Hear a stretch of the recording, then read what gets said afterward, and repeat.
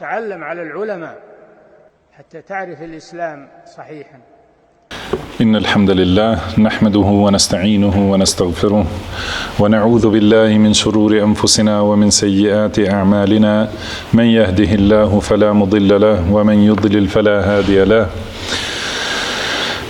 وأشهد أن لا إله إلا الله وحده لا شريك له وأشهد أن محمدا عبده ورسوله صلى الله عليه وعلى آله وأصحابه وسلم تسليما كثيرا أما بعد. Gjithë lavdia I takon vetëm Allahut, ata lavdërojmë dhe I shprehim lavdi, prej Tij kërkojmë ndihmë dhe prej Tij kërkojmë falje. Kërkojmë mbrojtje tek Allahu nga e keqja e vetes sonë dhe nga të këqijat e veprave tona. Kë udhëzon Allahu s'ka kush e devijon dhe kë e devijon Allahu s'ka kush e udhëzon. Dëshmoj se nuk ka të adhuruar të drejtë përveç Allahut një, I cili nuk ka ortak dhe nuk ka rival, dhe dëshmoj se Muhamedi është rob dhe I dërguar I Tij. Salavatet dhe selamet e shumta të Allahut qofshin për familjen e Tij dhe të gjithë shokët e Tij, si dhe të gjithë ata që e ndjekin udhën e tyre deri në ditën e gjykimit.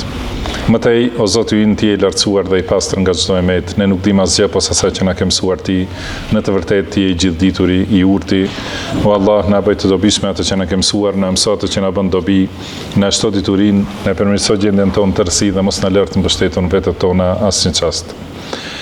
Mëtej vazhdojmë me leximin dhe komentimet në lidhje me librin Usulul Iman, që do thotë bazat e imanit, të autorit Sheikhul Islam Muhammad ibn Abdul Wahhab, I cili ka lindur në vitin 1115 dhe ka vdekur në vitin 1206 të Hijretit.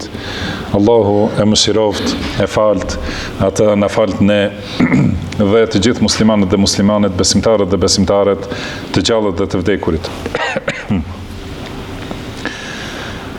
Jemi në një temë që ka të bëjë me shkaqet e fitneve dhe devijimeve, për të cilën ka përmendur autori rahimahullah disa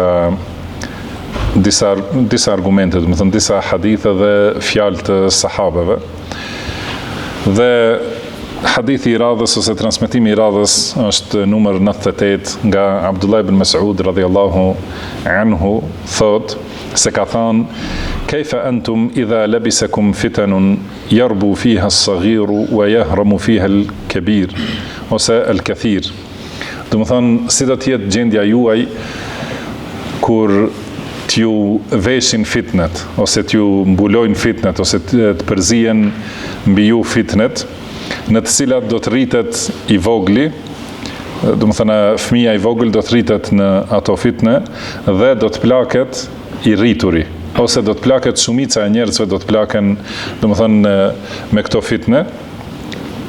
Wa tuttakhadhu sunnatun yajri an-nasu 'alayha. Edhe atëherë ajo fitne, ai devijim, do të thonë, njerëzit atë devijim e llogaritin sunnet dhe ecin në të. Fa idha ghuyyira minha shay'un qila turikat as-sunnah ose turikat sunnatun. Nëse ndryshohet diçka, vjen dikush për ta larguar atë të keqe ose atë devijim, do të thuhet ula suneti, do të thënë e larguan sunetin. Pra kjo është fjala Abdullah ibn Mas'udit radhiyallahu anhu. Dhe kanë pyetur ata që kanë qenë pranishëm, thuhet pra këtu thot qila, tha dikush, meta dhalika ya Aba Abdurrahman, kur do të ndodh kjo o Abu Abdurrahman, që është kunja e Abdullah ibn Mas'udit. Ka thënë: idha kathura qurra'ukum wa qalla fuqaha'ukum.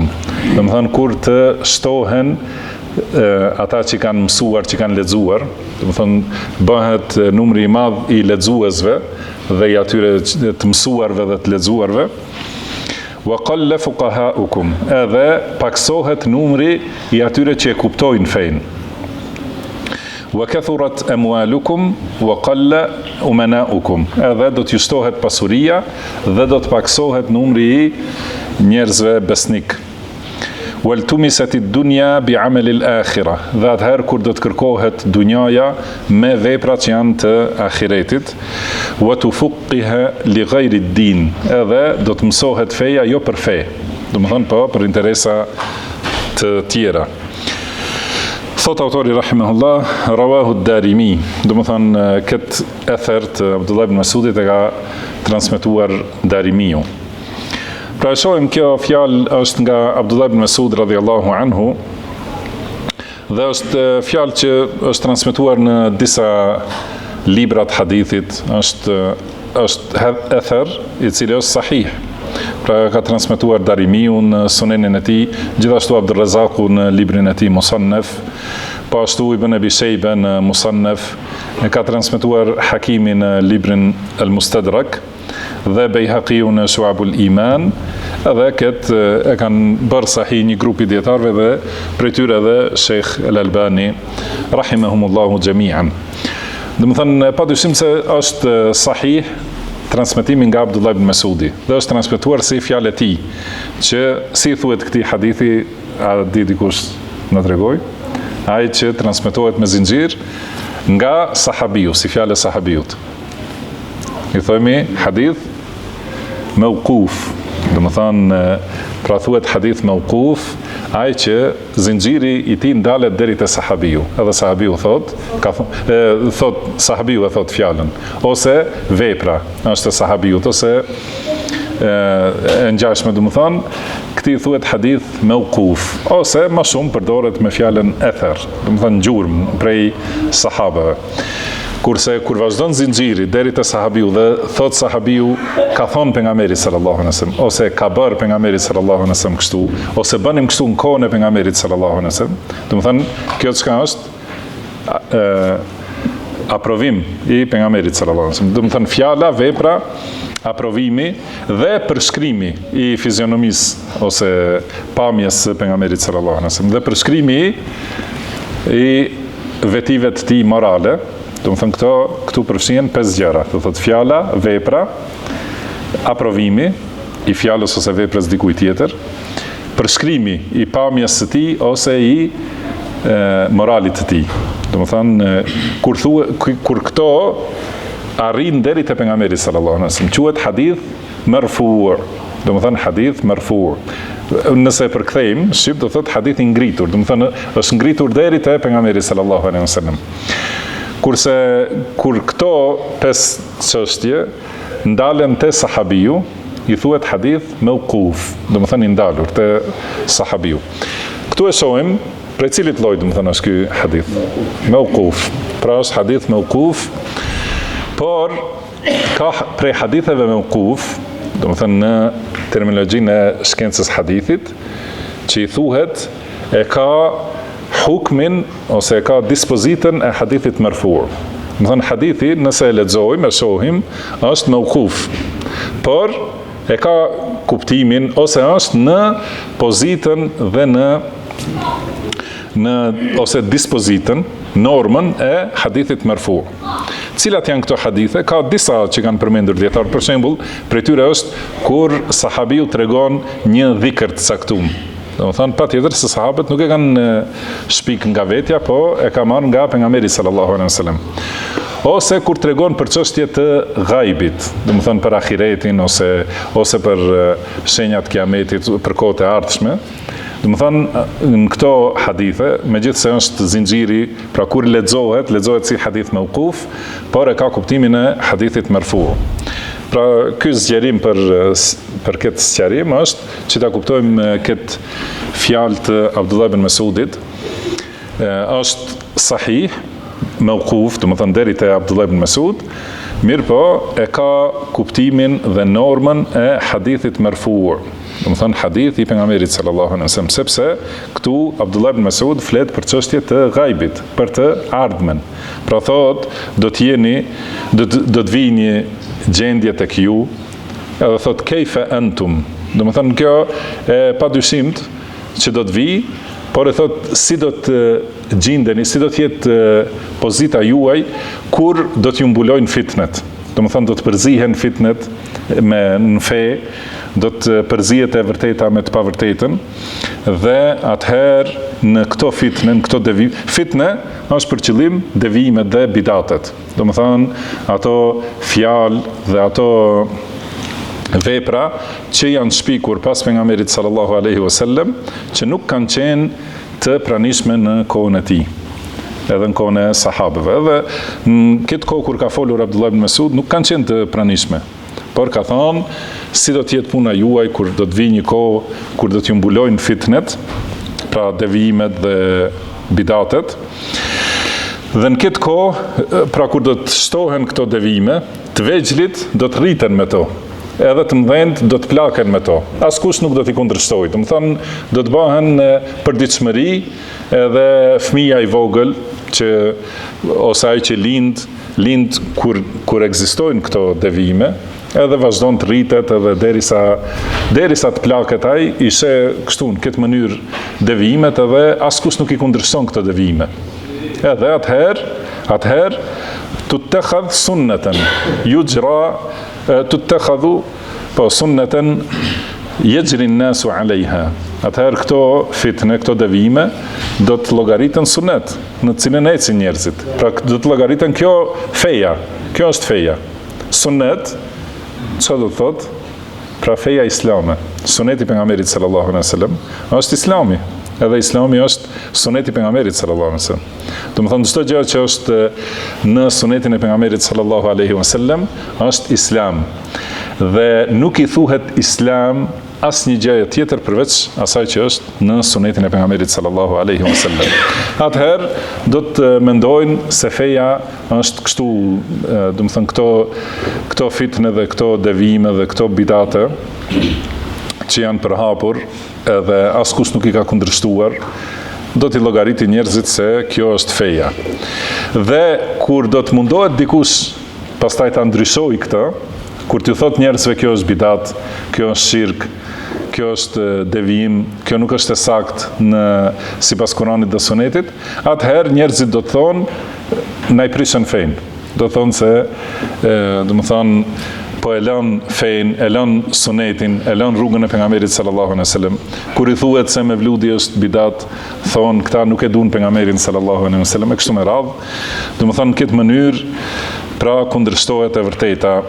Edhe kjo është kohë që ka ardhur me keqardhje. Do të thonë e ka thënë Abdullah ibn Mesud radhiyallahu anhu në kohën e tij kur nuk kanë ekzistuar bidatet. Edhe nuk ka pasur devijime. Njerëzit kanë qenë, do thotë, e kanë ndjekur rrugën e pejgamberit sallallahu alaihi wasallam, duke i marrë mësimet nga sahabët.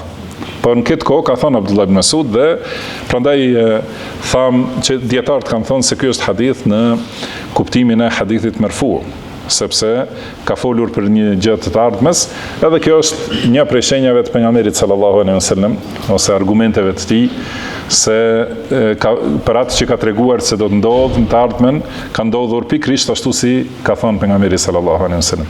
Edhe me të vërtetë është për tu mahnitur njeriu kur e lexon, do të thonë duket sikur përshkruan diçka që ka kalu, që e ka pa, që e ka jetu. Edhe megjithse ajo nuk ka ndodhur në atë kohë. Dhe kam thonë, pra njerëzit kanë thonë, kur do ndodh kjo, o Ebu Abdirrahman?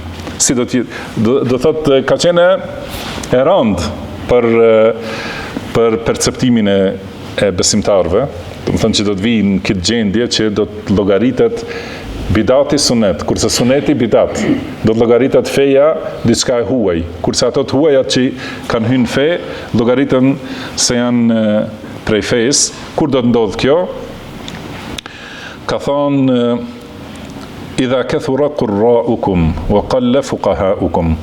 Do të thonë kur do të shtohen ata që kanë lexuar, që kanë mësuar, kanë studiuar, kanë marrë diploma, edhe kanë marrë tituj, por paksohen ata që kuptojnë, fuqaha.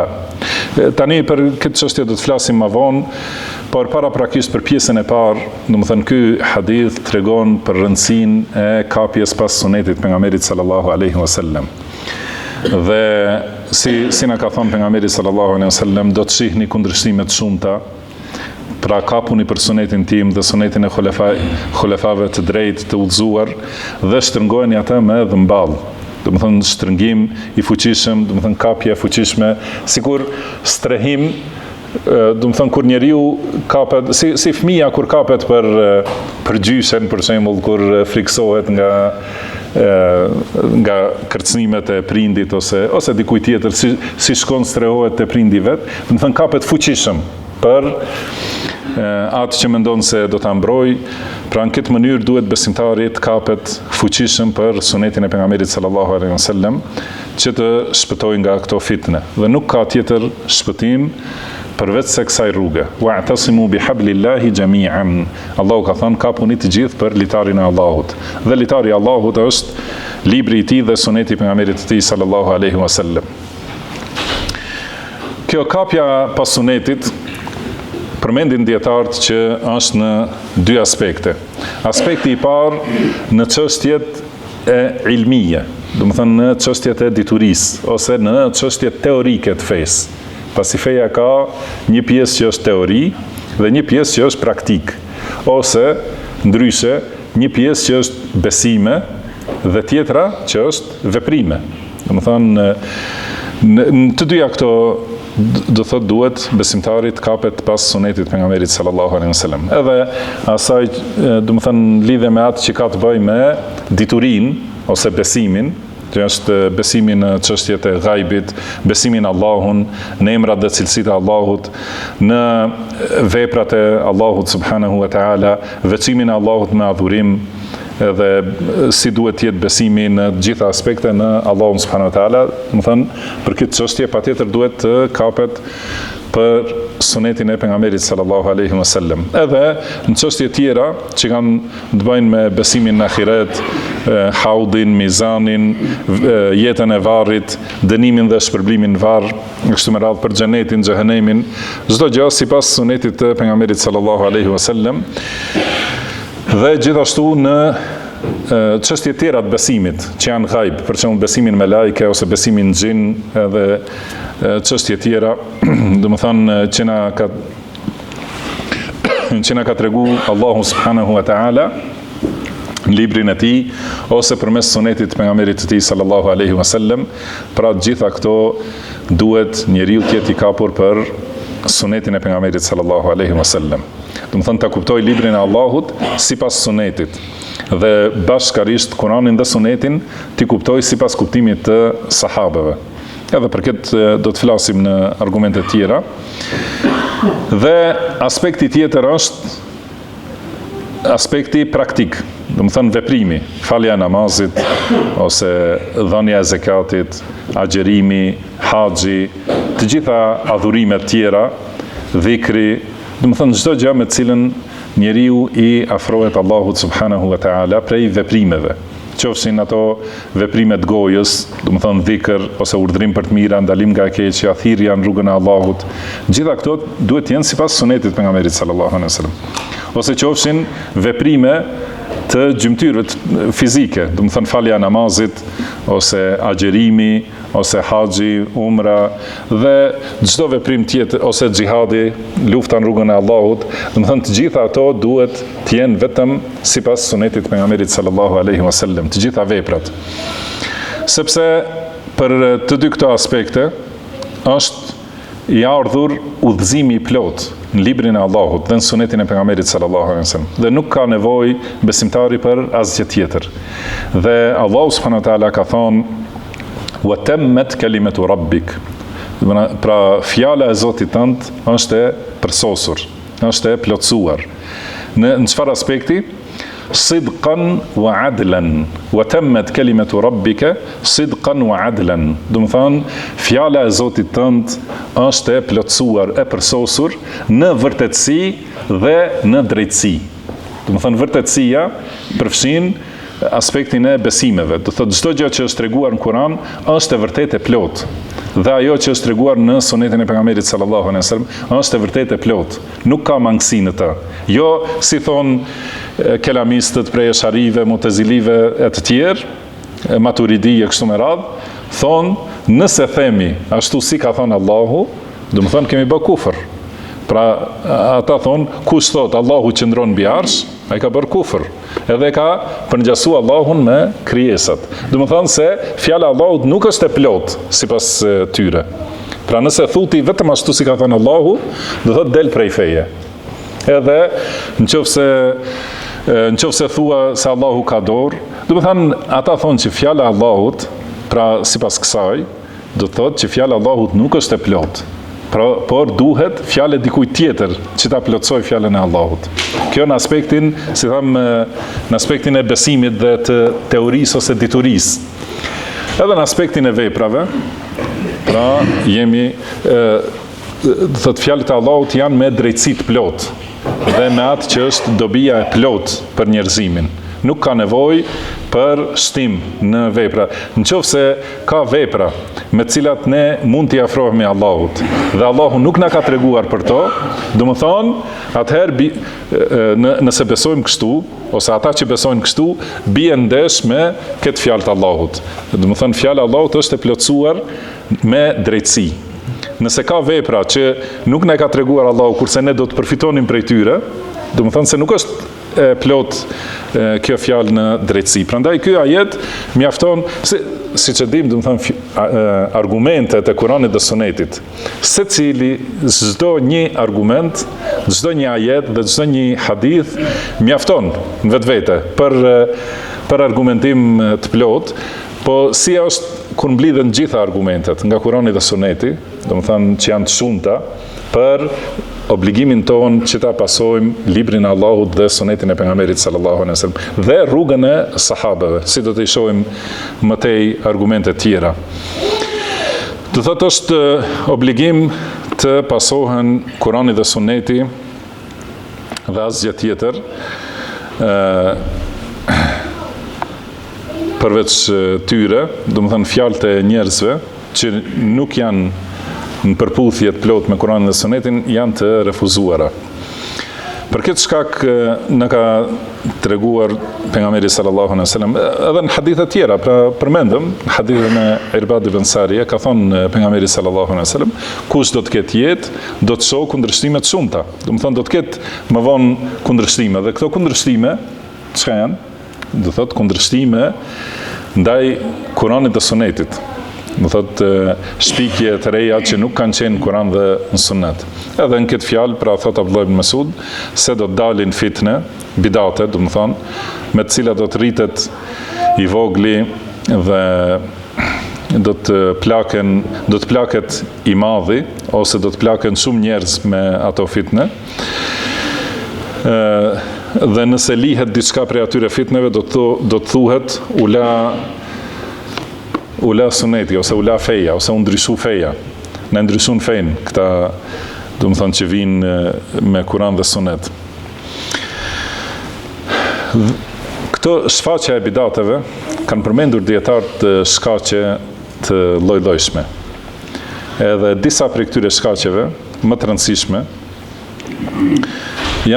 shkaku i parë është ignoranca. Do më thënë si e shohim në këtë hadith, do të shtohen njerëzit që lexojnë, po do të paksohen ata që kuptojnë. Do thënë ata të cilët e kuptojnë fenë. Dhe do të ketë pak dietar të vërtet, si ka thonë pejgamberi sallallahu alaihi wasallam tjetër hadith, pra Allahu nuk e largon diturinë duke shkulurat nga zemrat e dietarëve ose nga zemrat e njerëzve, por e largon diturinë duke i marrë dietarët. Dhe derisa nuk mbetet asnjë dietar, atëherë njerëzit i marrin për udhëheqës ignorantët, i pyesin dhe ata përgjigjen pa dituri dhe kështu devijojnë vetë dhe i devijojnë të tjerët. Do të thonë, pra këtu tregon pejgamberi sallallahu alaihi wasallam se ignoranca është shkak për devijim dhe për shfaqje të bidateve të shumta. Tjetër shkak është pasimi i epsheve dhe andjeve, ose ndjekja e dëshirave dhe pasioneve të veta. Do të thënë njeriu e shet vërtetën. Tani është tjetër, do të thënë, është një shkak kryesor, është ignoranca, mosdija. Por ka edhe rast tjetër kur njeriu e di të vërtetën, mirë po e ndjek atë që i pëlqen vetë. Edhe prandaj i kanë quajtur dietarët njerëz të bidatit i quajnë ehlul bid'a wal ahwa, do të thonë pasuesit e bidateve dhe epsheve ose ëndjeve ose dëshirave të veta. Një shkak tjetër që ndërlidhet me ignorancën është niyeti i mirë, do të thonë dëshira për të bërë mirë, por pa e njohur të mirën. Si si bëjnë shumë njerëz, më thonë, edhe thonë se unë e kisha niyetin e mirë, edhe kur njeriu e ka niyetin e mirë nuk qortohet, kështu thonë, por kjo s'është e vërtetë. Edhe këtë na tregon atë që ka vepruar Abdullah ibn Mas'ud radhiyallahu anhu me ata njerëz që kanë bërë dhikr në xhami. Domethënë janë mbledhur, kanë thonë subhanallah 100 herë, alhamdulillah 100 herë, la ilaha illallah 100 herë, Allahu akbar 100 herë. Njëri ka numëruar dhe gjithë e kanë thonë atë dhikr. Dhe Abdullah ibn Mas'ud radhiyallahu anhu ka ardhur aty dhe i ka qërtuar ashpër dhe i ka thonë la antum ala tariqin ahda min tariqi Muhammad sallallahu alaihi wasallam. Thot ju ose jeni në një rrugë që është më udhëzuar se rruga e Muhamedit sallallahu alaihi wasallam. Do të thonë, kjo është vepër që nuk i ka bërë pejgamberi sallallahu alaihi wasallam. Atëherë, ju ose jeni më të udhëzuar se pejgamberi sallallahu alaihi wasallam dhe më mirë e dini fen, ose jeni duke themeluar një devijim. Do të thonë, nuk ka tjetër. Ose pra ju jeni duke vepruar diçka që s'e ka vepruar pejgamberi sallallahu alaihi wasallam. Ose jeni më të udhëzuar se ai, ose jeni të devijuar. Edhe padyshim se nuk ka udhëzim që është më i mirë se udhëzimi i Muhamedit sallallahu alaihi wasallam. Atëherë do thotë mbetet vetëm devijimi. Dhe qëllimi këtu i këtij hadithi është se kanë thënë ja Aba Abdurrahman, o Abu Abdurrahman, ne patëm nijet mirë. Do të thonë, pse na qorton atë shumë, ne nuk e luftuam fen, ne dashëm diçka të mirë të bëjmë dhikr. Edhe kuptohet ato fjalë subhanallah, alhamdulillah, Allahu akbar, la ilaha illallah, janë fjalë të mira, edhe kanë bazë në fe. Mirë po, pasi e kanë bërë në një mënyrë në të cilën nuk e ka bërë pejgamberi sallallahu alaihi wasallam. I ka qortuar Abdullah ibn Mas'ud për shkak të kësaj. Edhe kanë thonë, ne dëshëm të mirë pa Abdullah ibn Mas'ud e ka refuzu këtë dyshim në mënyrën më të qartë. Edhe ka thonë, jo se cili që e do të mirën e arrin ata. Do të thonë, nuk mjafton vetëm e dua mirë, e kam niyetin e mirë. Do të thonë, jo se cili që e do hajrin, e ka arritur hajrin. Duhet patjetër të jetë niyeti i mirë dhe rruga e saktë. Rruga e saktë që është në librin e Allahut dhe sunetin e pejgamberit sallallahu alaihi wasallam. Tjetër shkak që sjell devijime është edhe teprimi. Do të thonë, për diçka që mund të ketë bazë në fe, por teprimi në atë çështje, atëherë sjell deri te devijimi dhe shfaqja e bidateve. Pra si ka ndodhur me shumë grupacione që kanë marrë diçka prej fesë që ka bazë, pastaj kanë tepruar në lidhje me ta, edhe kanë dalë në devijim. Do të thonë, siç kanë bërë xhavarixht në lidhje me xhihadin, që e ka bazën fe, mirë po ata kanë dalë prej kufive të fesë, edhe kanë tepruar në lidhje me ngritjen e pozitës kësaj çështje të fesë, edhe kanë dalë, do të thonë, edhe kanë bërë khuruj, edhe një herë duke filluar nga Aliu radhiyallahu anhu, i kanë bërë khuruj, do të thonë rebelim, kanë dalë kundër Aliut radhiyallahu anhu, pastaj kundër gjithë halifëve deri në ditët tona, edhe asnjëherë nuk mund të gjejmë, do të thonë, një pushtetar që mund të jetë më i mirë se Uthmani dhe Aliu, që ata të kënaqen edhe të thonë kundër këtij nuk ngrihemi. Po ashtu edhe në lidhje me gjykimin me ligjin e Allahut, padyshim se gjykimi me ligjin e Allahut është obligim i prerë dhe nuk i lejohet askujt gjykoj me ligj tjetër. Mirë po, teprimi në kuptimin e kësaj çështje është që ka sjell që t'i bëjnë qafira të gjithë musliman, duke filluar nga pushtetarët, pastaj me zinxhir, domethënë të gjithë musliman tjerë. Po ashtu edhe në lidhje me urdhrimin për të mira, ndalimin nga e keqja. Edhe të gjitha këto, do thotë, kanë rregulla në Islam, edhe parime, sipas cilave duhet të ecin. Nëse njeriu i kalon këto parime, do të thonë, ka dalë ose në teprim ose në mangësim apo cungim, kështu që del në njërin prej ekstremeve. Edhe urdhrimi për të mira, ndalimi nga të këqijat është urdhër që e ka obligim secili musliman sipas mundësive. Dhe teprimin këtë çështje i ka bërë, më thënë, që të dalin nga suneti edhe të jenë në bidat, siç kanë bërë xhavarixh dhe mu'tazilit. Pastaj ata që kanë tepruar në lidhje me dhikrin, përmendjen e Allahut, po ashtu, do thotë që është prej adhurimeve më me vlerë në këtë fe, përmendja e Allahut subhanahu wa taala, kanë dalë, do të thënë kanë kalu kufit në lidhje me dhikrin, kanë tepruar edhe kanë bërë tubime dhe lloje dhikrit që nuk kanë asnjë lidhje me fen islame. Ata që e kanë tepruar në lidhje me zbutjen e zemrave ose përmirësimin e sjelljes, moralit e kështu me radhë, do të thënë është secili teprim do thotë mangësi. Pra dhikri është vepër e mirë. Dhe bërja e dhikrit, sipas Kuranit dhe Sunetit, është plotësim. Pejkalimi i kufirit është mangësim i dhikrit, pastaj prishje. Edhe morali i mirë, do të thënë, përderisa është sipas Kuranit dhe Sunetit, është morali i mirë. Kur teprohet në lidhje me të, atëherë është mangësi. Edhe për këtë ka një sqarim shumë të bukur, do të kemi përkthy një pjesë të kësaj prej sqarimit Ibn al-Qayyimit për çështjet e moralit. Do të thonë, nëse merr cilën dush nga çështjet që janë morali i lartë, për shembull siç është bujaria për shembull. Edhe nëse është sipas kufive të sakta të Kuranit dhe Sunetit dhe mençurisë, është moral i lëvduar. Nëse te kalohen këto, del ose në ekstremin e shkapërderdhjes ose shpërdorimit të pasurisë, ose del në ekstremin e kooperacisë. Do të thonë patjetër, nëse del nga rregullat e sakta, do të thonë do të jetë mangësi.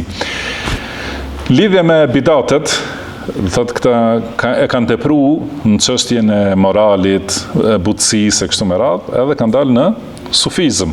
Edhe, do të thonë pastaj në këtë sufizëm, në këtë rrugë, atëherë kanë sjellë edhe devime të tjera të shumta. Po ashtu edhe për mohimin e përngjasimit me Allah, do të thënë për cilësitë e Allahut. Pra ne kemi obligim që ti pohojmë cilësitë e Allahut ashtu si ka zbritur ai, pa përngjasim, pa pretenduar ngjashmëri mes cilësive të Allahut dhe cilësive të krijesave. Dhe ata që e kanë tepruar për këtë, ku kanë dalë, do të thonë në mohim të plot të cilësive të Allahut. Edhe i kanë mohu ato që Allahu i ka pohuar për vete, siç janë Esharit, Maturidit dhe sektet tjera që mohojnë cilësitë të Allahut.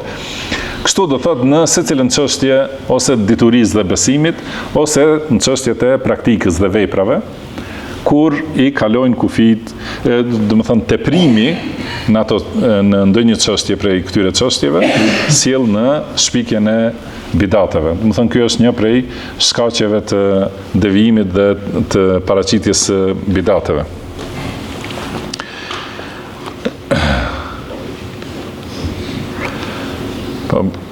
Këtu do thotë Abdullah ibn Mas'ud radhiyallahu anhu ka përmendur një shkak.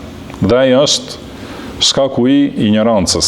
Se ka thonë, në realitet ka dy shkaqe që përmendem këtu, do të thonë ignoranca dhe pasimi i epsheve. Pra njëherë ka thonë, kur i kanë thonë kur do të ndodhë kjo Abu Abdurrahman, ka thonë, idha kathura qurra'ukum wa qalla fuqaha'ukum. Do të thonë atëherë kur do të shtohen lexuesit. Do të thonë do të shtohen njerëzit që pretendojnë se dinë, që janë të angazhuar vetëm me lexim ose memorizim, do të thonë ka mundësi që e dinë Kur'anin përmend, siç thon disa dietar, edhe ta lexojnë nga fillimi deri në fund edhe nga fundi në fillim.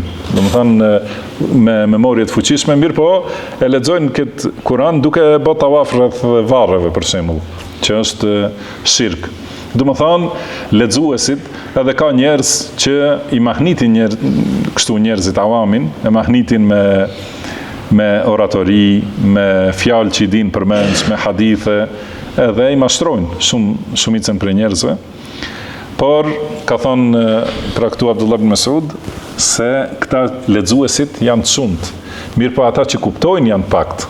Dhe se qëllimi i diturisë nuk është vetëm mësimi përmendsh ose leximi në libra, por qëllimi i diturisë është kuptimi i saktë i fesë Allahut subhanahu wa taala.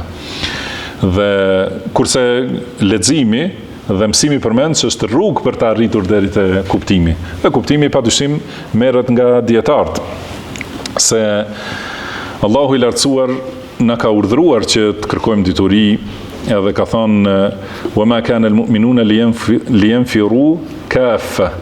Do të thonë besimtarët nuk duhet do të dalin të gjithë për me njëherë për betejë kështu me radhë. Falawla nafara min kulli firqatin minhum ta'ifa. Por prej secilit grup të besimtarëve, secilit vend duhet të ketë një numër të besimtarëve, pra një grup i vogël, dalin liyatafaqahu fi ddin. Do të thonë që ta kuptojnë fenë, liyatafaqahu. Do të thonë fjala fiqh do thotë kuptim i saktë i fesë. Dhe nuk ka thonë, si thot këtu Sheikh Fauzani hafidhahullah, nuk ka thonë që të mësojnë përmendsh, por ka thonë që të kuptojnë në fe.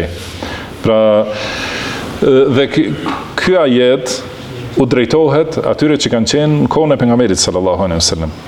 Do të thonë ka pas pra musliman në përvendet ndryshme, edhe ka mundur secili që ta marrë Kur'anin, ta lexojë, ta mësoj përmendsh, edhe ta përsërisë Kur'anin.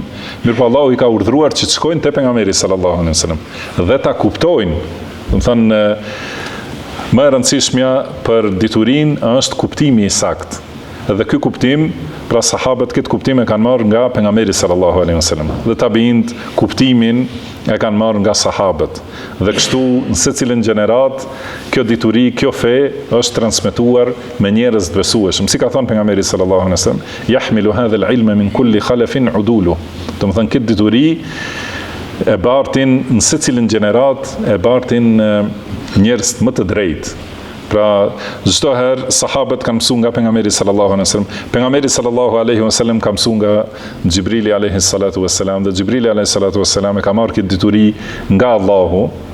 Dhe kështu pastaj është transmetuar deri te sahabët dhe sahabët të gjenerata tjetër, tabiin dhe ata të etbau tabiin, kështu do thotë secili e ka transmetuar edhe diturinë që është përmendsh, atë që duhet memorizohet, dhe kuptimin e asaj diturie, me shpjegim, do të thonë teorik, dhe me shpjegim praktik, edhe në vepër. Në kështu mësohet dituria, prandaj edhe qëllimi i njeriut kur fillon ta mësoj diturin duhet të jetë që ta kuptoj sakt fenë e Allahut. Edhe është interesant se Allah subhanahu wa taala ka përmendur edhe për ehlul kitab. Dhe ehlul kitab janë ata që lexojnë, do të thonë kanë pasur libër dhe kanë lexuar librin.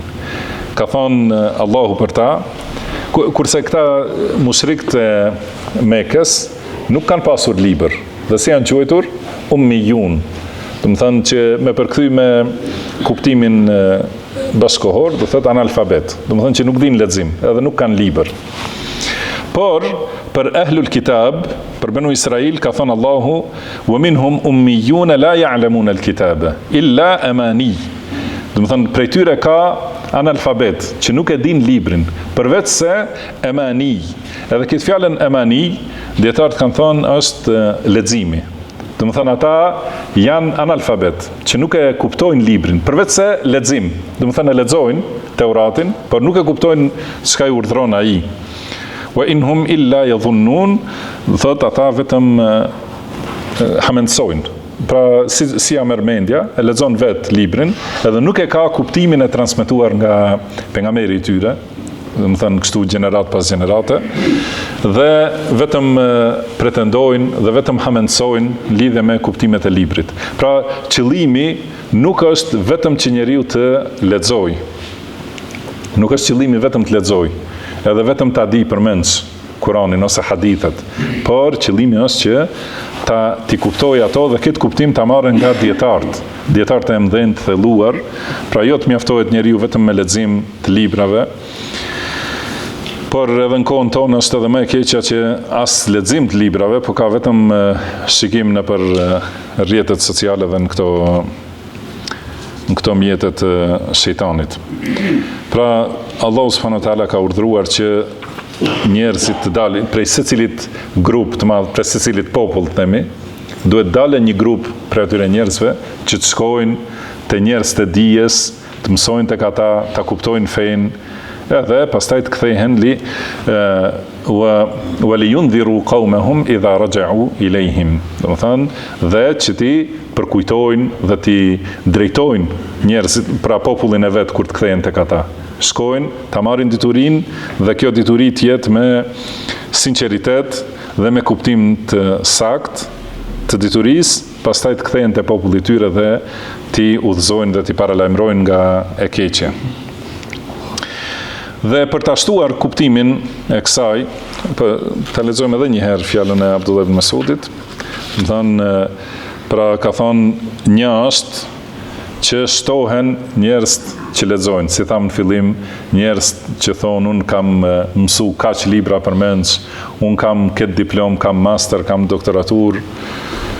Ndoshta edhe ka njerëz që përpilojnë libra, do të thonë kam shkruar kaq libra, kam bërë kështu, por kuptimi i tij nuk është i saktë, do të thonë siç është kuptimi i dietarëve. Edhe tjetra është wa kathurat amwalukum wa qalla umanaukum. Edhe do të shtohet pasuria, edhe do të paksohet besnikëria, ose do të paksohen besnikët.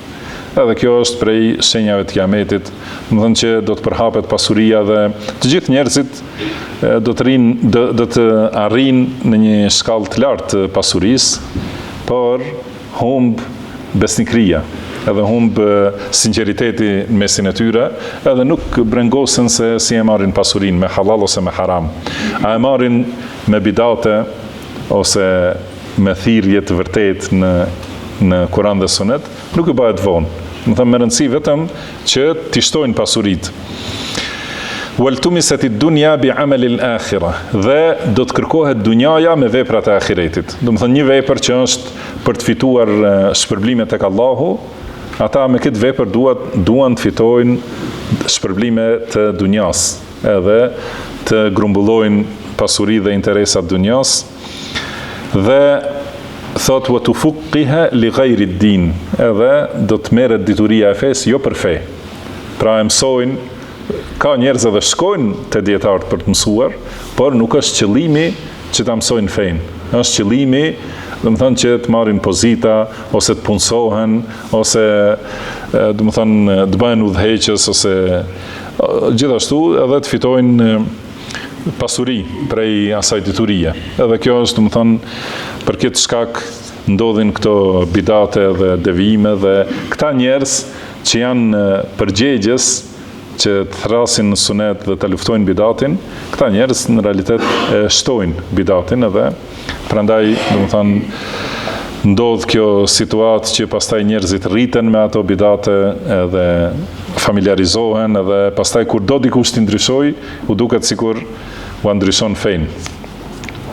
Këtë e shton këtë kuptim edhe një fjalë tjetër e një sahabiu të madh që është Omeri radhiyallahu anhu. Pra thot këtu në transmetimin e 99, autori rahimahullah përmend transmetimin nga Ziyad ibn Hudayr radhiyallahu anhu, thot se më ka thonë Omeri radhiyallahu anhu, hal ta'rifu ma yahdimu al-islam? Ka thonë, a di se çka e rënon islamin, çka është ajo që e prish islamin? Qultu la, ky ka thonë nuk e di. Ka thonë, yahdimuhu zallatul alim. Do të thonë, islamin e prish dhe e rënon devijimi i dietarit. Wa jidalul munafiqi bil kitab, dhe polemizimi i munafikut me Kur'an. Wa hukmul a'immatil mudillin, dhe sundimi i udhëheqësve devijues. Këtë gjithashtu thotë e transmeton Darimiu. Pra këtu Omeri radhiyallahu anhu i tregon këto tre shkaqe, të cilat e prishin islamin dhe e rënojnë fenë. Këto shkaqe që janë, do të thonë, shkatruese për umetin dhe për fetarinë e njerëzve. Shkaku i parë, zellatul alim, do të thonë devijimi ose rrëshqitja e dietarit.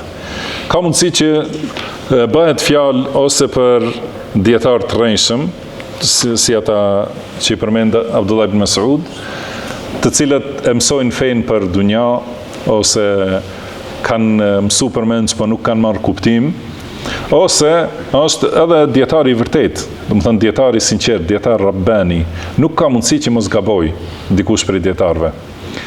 Dhe pasi djetarët janë njerëz, edhe secili prej bijve të Ademit gabon, dhe ata gabimtarët më të mirë janë ata të cilët pendohen shumë. Por ky gabim i djetarit, kur është i rrezikshëm dhe kur është shkak për prishjen dhe rënimin e Islamit? Atëherë kur njerëzit janë fanatik ndaj fjalëve të djetarit, edhe e marrin secilën fjalë të atij, pa marrë parasysh a është e saktë ose gabim. Edhe ka disa njerëz që të vërtetën e lidhin me një person. Edhe thonë, çka thot filani është e vërtetë.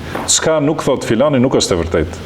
Edhe këtë e shohim gjithashtu, si tham, ose në këtë mënyrë ndjekin dietarët e devijuar, do të thënë ata të cilët kanë dituri por nuk kanë kuptim, ose kanë marrë diturinë për interesa dunjas, ose edhe fanatizmi ndaj dietarëve të vërtetë. Asnjëherë asnjë lloj fanatizmit nuk është i lejuar në Islam.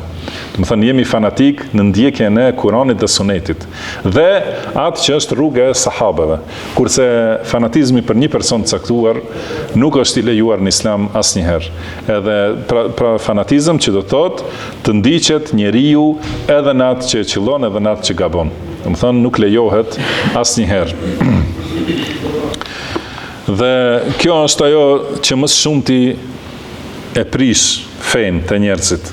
Do të thonë devijimi ose rrëshqitja e dietarit, prandaj edhe kjo e tregon përgjegjësinë e madhe të dietarit kur përgjigjet. Pra përgjigjja, fetvaja ose sqarimi, do të thonë është përgjegjësi shumë e madhe. Edhe do të thonë përgjegjësi për cilën do të pyetet para Allahut subhanahu wa taala. Prandaj njeriu duhet të ketë shumë kujdes se çka flet për në emër të fesë. Do të thonë duhet të ketë kujdes që ta flasë vetëm atë që e ka mësuar me të vërtetë dhe që e di, do të thonë me argumente dhe me sqarimet dietarëve të mëparshëm, dhe jo do të thonë të flasë nga hamendja, sepse mund të bëjë një rrëshqitje që për shkak të asaj rrëshqitje devijojnë njerëz të shumtë, edhe atëherë barra e devijimit mbetet mbi atë që e ka filluar devijimin. Dhe shkaku tjetër, ka thënë Omeri radhiyallahu anhu, që shkaku tjetër që e prish Islamin është gjidalul munafiqi bil kitab. Do të thonë munafiku që polemizon me Kur'an. Do të thonë munafik kujt i thuhet? Ai njeri që është në kufër dhe që shtiret si musliman. Do të thonë në të dukshmen e shfaq Islamin kurse në zemër e mban kufrin. Ky quhet munafik. Do të thonë dhe këta njerëz në shumicën e rasteve, do të thonë duan që ta shkatrojnë Islamin, edhe të shkatrojnë muslimanët. Dhe këta njerëz edhe mësojnë shumë prej fesë, edhe mësojnë prej, ka mundësi ndoshta edhe din Kur'anin përmendsh, edhe pastaj dalin dhe polemizojnë me njerëzit në bazë të ajeteve. Duke mos i marrë kuptimin e ajeteve, si tham, me kuptim të saktë, sipas sunetit, sipas kuptimit të sahabeve, sipas sqarimeve të dietarëve, edhe u fusin dyshime njerëzve me ajete, do thotë që i sjellin jo në vendin e vet dhe jo sipas kuptimit të saktë. Edhe kjo është prej rreziqeve më të mëdha për muslimanët që duhet të ruhen, dhe prandaj duhet ta marrin diturinë nga njerëz e besuar, do të thonë ata që janë vërtetuar si dietar, edhe në aspektin që kanë mësuar te dietarët, edhe në aspektin që kanë kontribuar për Islamin me të vërtetë, dhe që umeti ka dëshmuar për ta se janë dietar.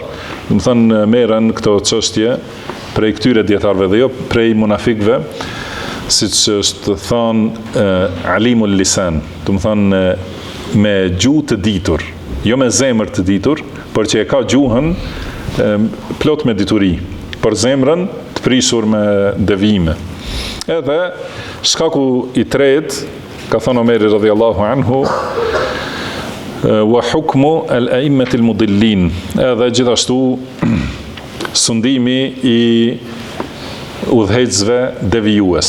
Nëse udhëheqësi ose pushtetari është që do devijimin edhe do shkatrimin e islamit, dhe më thënë aja është që mësë shumë ti mund të ndikoj, sepse njerëzit e ndjekin, dikush nga frika, dikush nga dëshira për të fitu të pushtetari, edhe për këtë shkak, dhe më thënë ndodhë që humbin shumë çështje të fesë, edhe kjo është prej shkaqeve që e prish dhe dobëson fenë, dhe kjo është paralajmërim që muslimanët të kenë kujdes që fenë të ruajnë në zemrat e tyre dhe në praktikën e tyre, të marrë nga dietarët e vërtet dhe sipas Kuranit dhe Sunetit me kuptimin e sahabëve.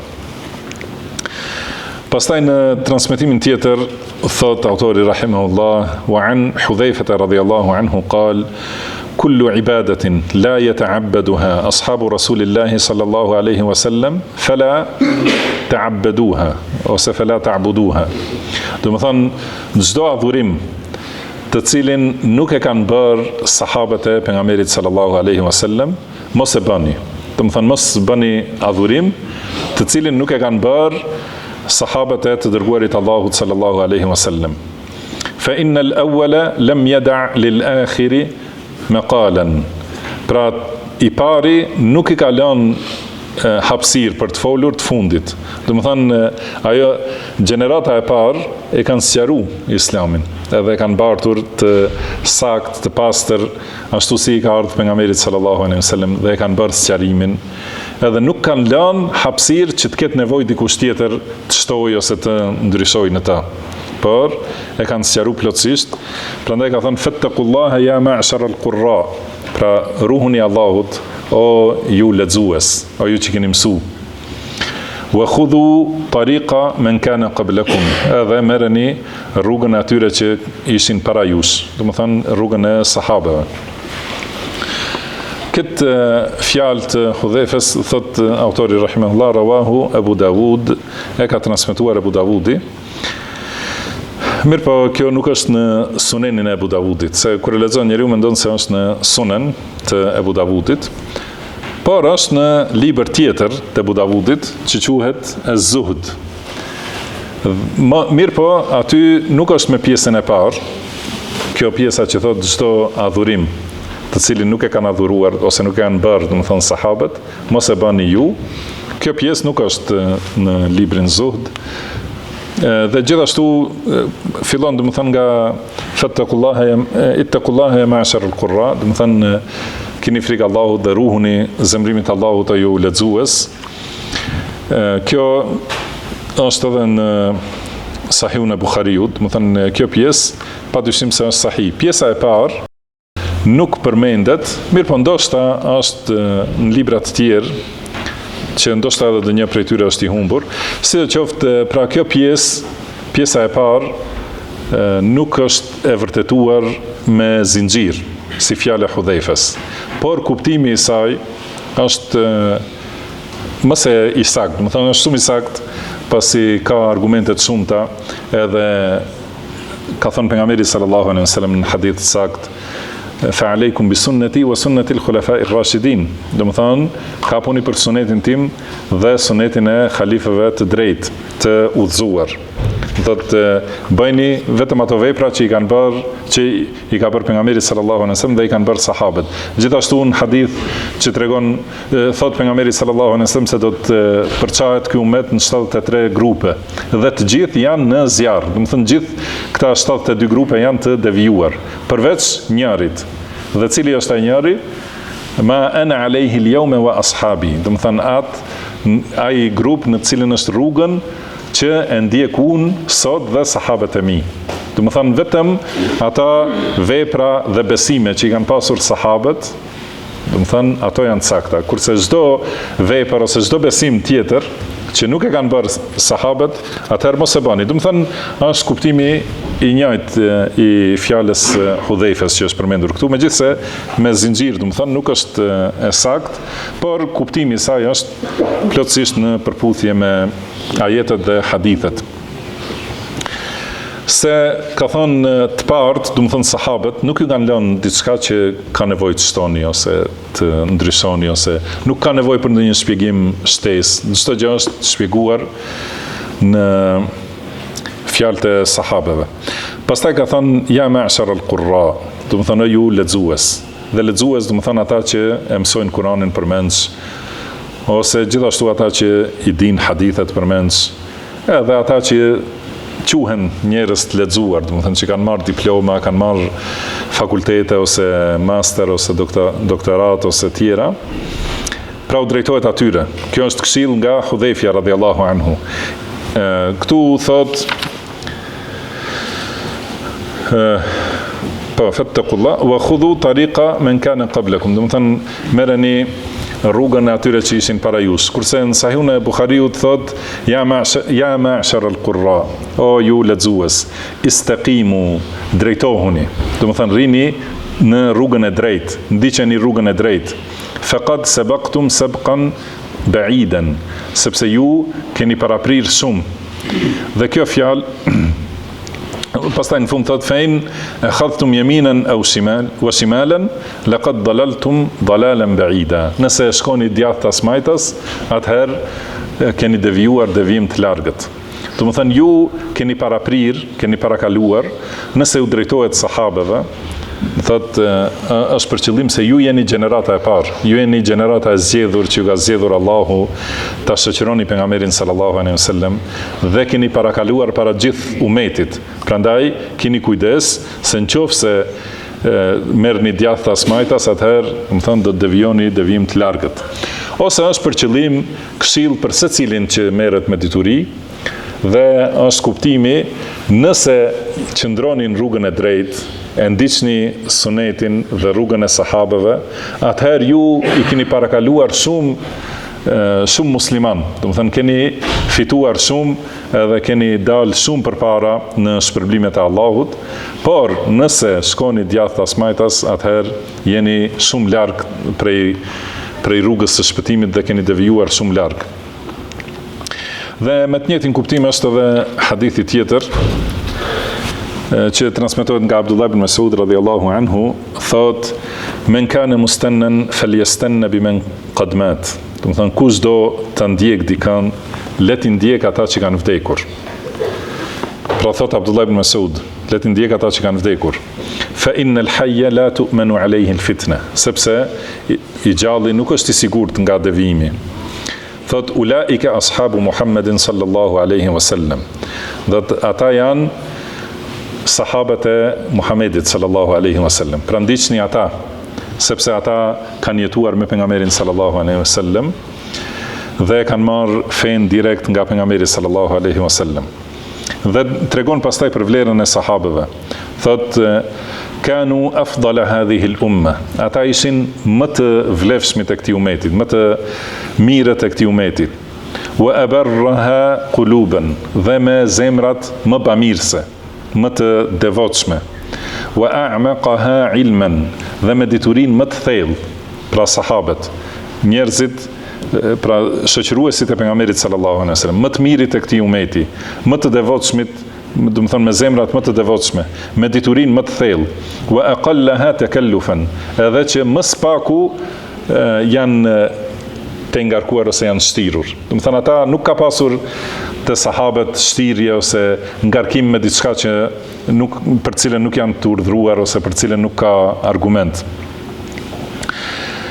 Thot ikhtarahumullahu li suhbati nabiyhi sallallahu alaihi wasallam. Ata i zgjodhi Allahu që të jenë shoqërues të profetit të tij sallallahu alaihi wasallam, wali iqamati dinihi, dhe për ngritjen e fesë së tij.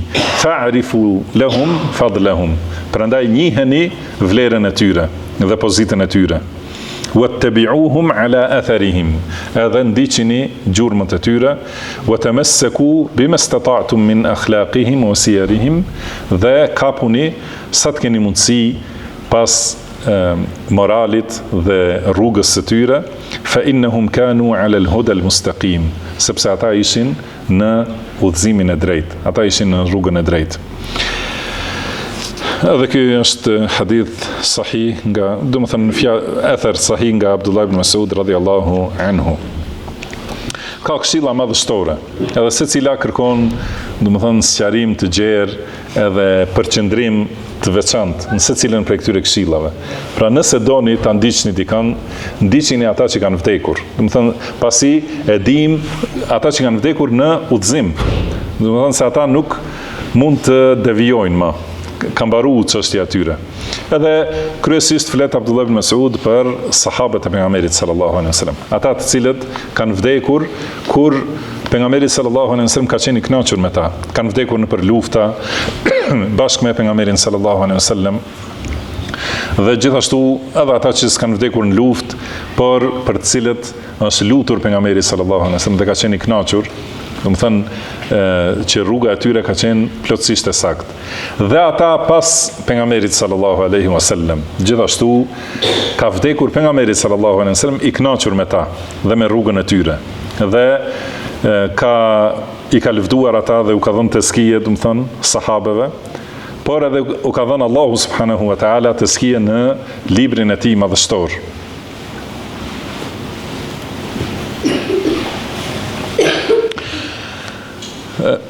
Allahu i lartësuar na ka urdhëruar ta ndjekim udhën e pejgamberit sallallahu alaihi wasallam.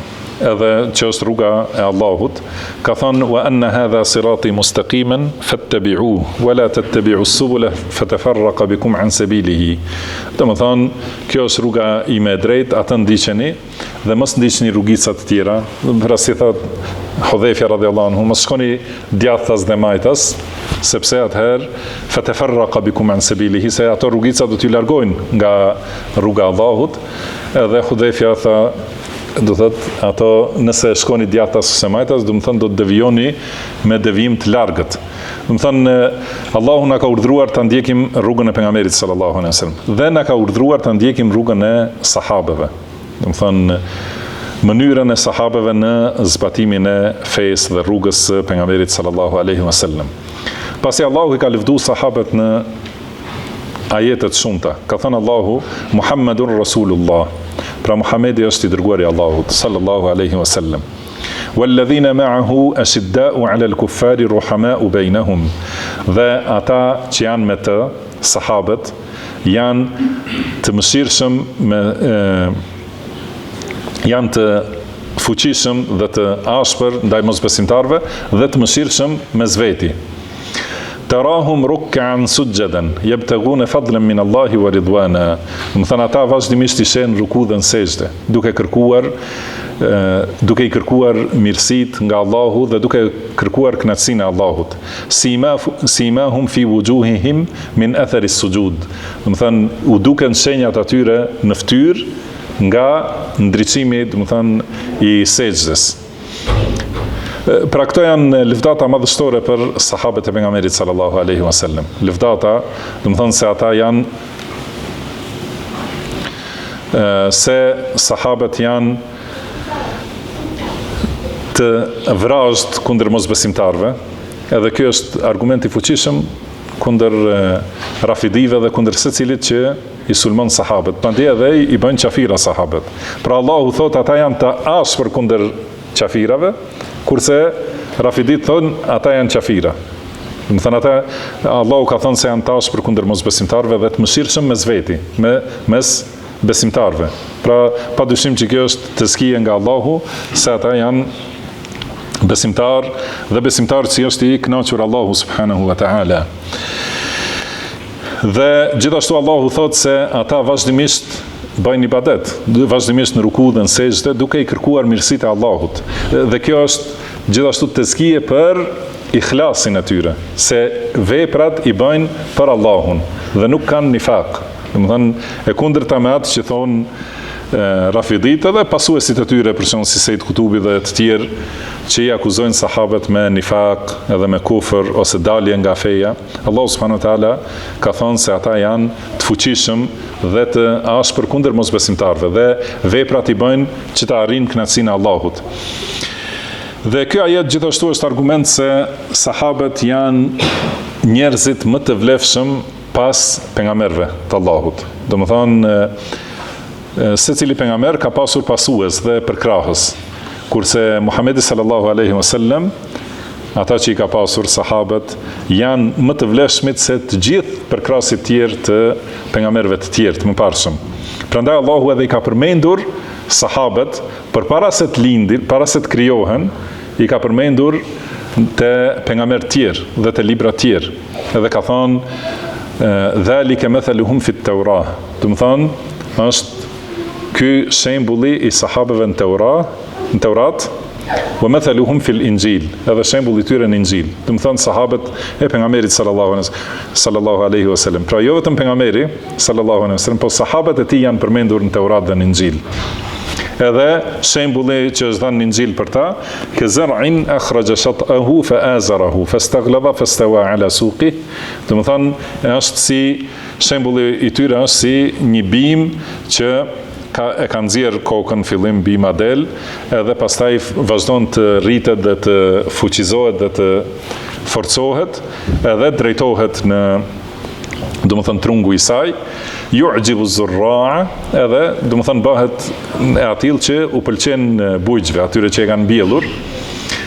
Ky është shembulli i tyre, thot Allahu li yaghidha bihimul kuffar, do të thënë që të mlefosen mosbesimtarët nga bukuria e sahabëve dhe fuqia e sahabëve. Do të thënë, secili që i urren sahabët është mosbesimtar, ose secili që i akuzon me diçka sahabët është prej mosbesimtarëve dhe padyshim, do të thënë, është diçka që i mlefos.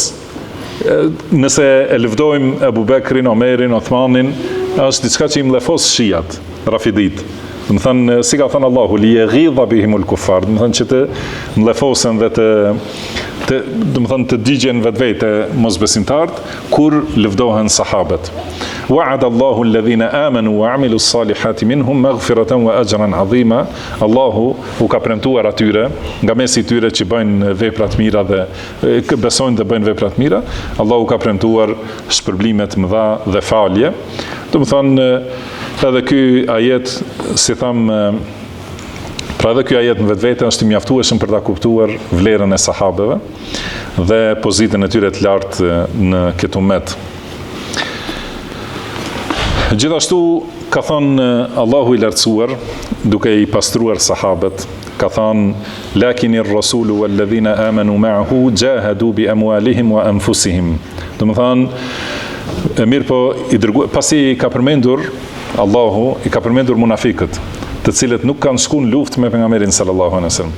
Ka thënë, mirë po i dërguari dhe ata që janë me të, do të thënë sahabët që i kanë shku mbas pejgamberit sallallahu alaihi wasallam në secilën luftë dhe në secilën vepër, kanë shku me të, thotë jahadu bi amwalihim wa anfusihim, ata luftojnë me pasurinë dhe me veten e tyre, wa ulaika lahumul khairat. Do të thënë atyre u takojnë mirësitë shumta, shpërblimet të mira, wa ulaika humul muflihun, dhe ata janë të shpëtuarit. Do të thënë, kështu thot Allahu për sahabët e pejgamberit sallallahu alaihi wasallam, kurse kundërshtarët e sahabëve thonë se ata janë të shkatruar, kurse Allahu thot ata janë të shpëtuar. Dhe siç e dini, domethënë Sejd Kutubi thotë se shumica e tyre janë largu nga feja dhe thotë se në kohën e Othmanit radhiyallahu anhu është zhdukur, domethënë fryma islame në pushtet. Edhe pastaj për tjerë që janë të përgëzuar me xhenet, si Amr ibn As, edhe të tjerë, thotë se kanë qenë mashtrues, gënjeshtar, rysfexhi e kështu me radhë. Thotë kurse Allahu thotë për ata se janë të shpëtuarit. Gjithashtu, Allahu i lartësuar ka thënë, po ashtu për sahabët, dhe këtu përmenden me emër muhaxhirët, dhe gjithashtu edhe ansart, thot lil fuqara il muhajirin alladhina ukhriju min diyarihim wa amwalihim yabtaghuna fadlan min Allahi wa ridwana. Do thot për fukarat prej muhaxhirëve, të cilët u nxorën nga shtëpitë e tyre dhe pasuritë e tyre, duke kërkuar mirësinë e Allahut dhe duke kërkuar kënaqësinë e Allahut, wa yansuruna Allaha wa rasulahu, dhe për ta ndihmuar Allahun dhe të dërguarin e tij, do të thënë për ta ndihmuar fenë e Allahut dhe për ta ndihmuar të dërguarin e Allahut, ulaika humus sadiqun. Ata janë të sinqertët.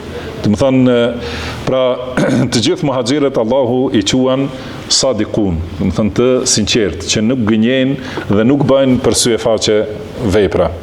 Kurse si tham, Sejt Kutubi thotë se kanë qenë gënjeshtar, mashtrues, manipulator, korruptues e kështu me radhë. Allahu na ruajt nga këto fjalë. Për ansart thot Allahu walladhina tabawwa'u ad-dara wal iman, dhe ata që hapën shtëpinë dhe e përgatiten për iman, do të thënë ansart e Medinës, min qablihim yuhibbuna man hajara ilayhim. Ata i duan këta që janë shpërngulur tek ata, do të thënë i duan muhaxhirët me dashuri të vërtetë, pra dëshmuar nga Allahu. Wala yajiduna fi sudurihim hajatan mimma utu, edhe nuk kanë në shpirt asnjë, do të thënë diçka ndjenjë negative për atë që u është dhënë atyre. Wa yu'thiruna ala anfusihim, madje dhe i japin përparësi të tjerëve para vetes, do të thënë i japin përparësi vëllezërve të tyre prej muhaxhirëve më shumë se vetvetes, walau kana bihim khasasa, edhe pse ata kanë nevojë të skajshme për ato të mira.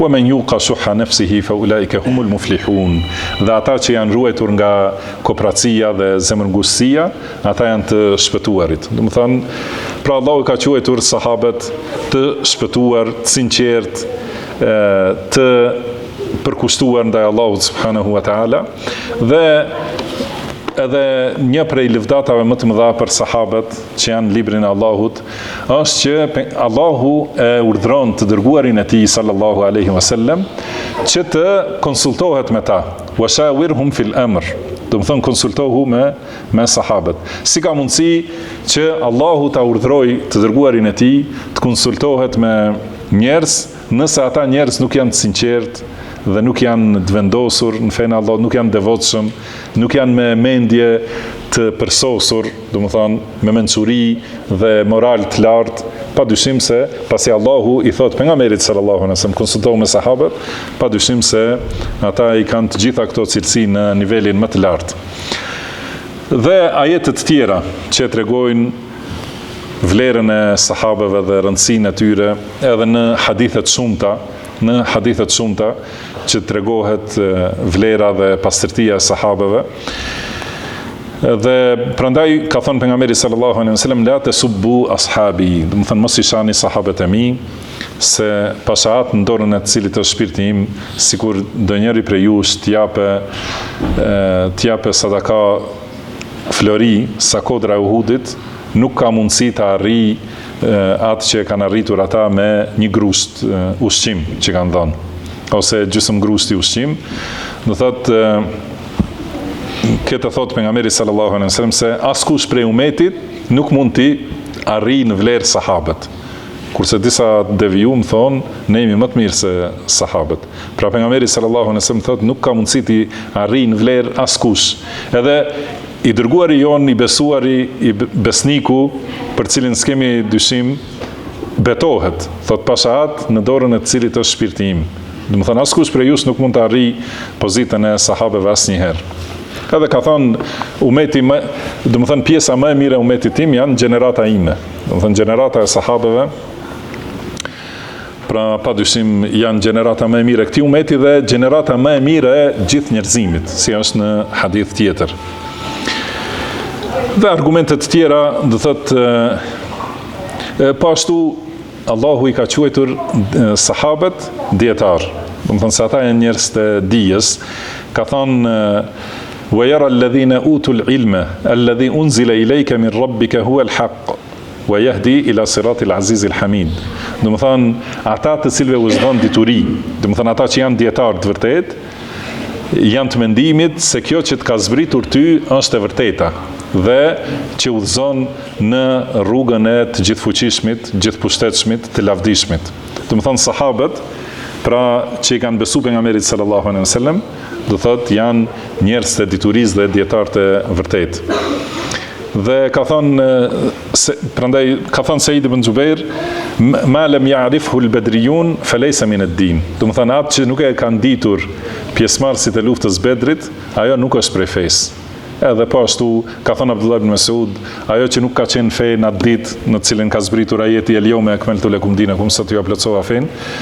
Pra që nuk ka qenë fe në atë ditë, ajo nuk është fe asnjëherë. Dhe kjo fjalë e Said ibn Xubairit rahimahullah tregon, do të thonë se atë që sahabët nuk e dinë si fe, ajo nuk është prej fesë.